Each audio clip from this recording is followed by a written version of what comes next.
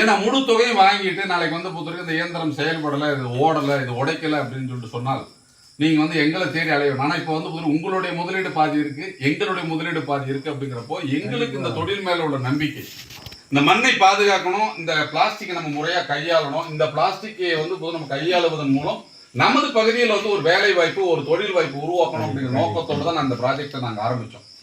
அதுல வந்து ஒரு கிராமம் சார்ந்த பகுதியில ஒரு இளைஞர் நீங்க வந்து இந்த விஷயத்தை செஞ்சது ரொம்ப சந்தோஷமான விஷயம். உங்களை போல நிறைய இப்ப கிராமத்துல எந்த தொழிலும் இல்ல, விவசாயத்தை தவிர வேற எந்த தொழிலும் இல்ல, அது மாதிரி நிறைய இளைஞர்கள் இருக்காங்க. அவங்க வந்து எந்த தொழிலை செய்யலாம், எந்த தொழிலை வந்து பொறுத்த வரைக்கும் செஞ்சா நம்ம லாபம் அடையலாம் அப்படிங்கிற பல்வேறு சிந்தனை குழப்பத்தோடு இருக்கிறாங்க. அந்த மாதிரி இளைஞர்களுக்கு நீங்க இந்த தொழிலை பத்தி என்ன சொல்ல வரீங்க? இந்த தொழிலை பொறுத்த அளவுக்கு எந்த ஒரு கம்ப்ளைண்ட் இதுவரை வராது, இனிமேல் வராதுங்க. எதுவுமே வேஸ்ட் பாட்டில் தான் உடைக்கிறோம். அதாவது மண் வளத்தையும் காப்பாற்றுறோம், நம்ம 4 பேருக்கு வேலை கொடுத்த மாதிரி இருக்குது. அதில் 10 ரூபா நம்ம சம்பாரிச்ச மாதிரியும் இருக்குதுங்க.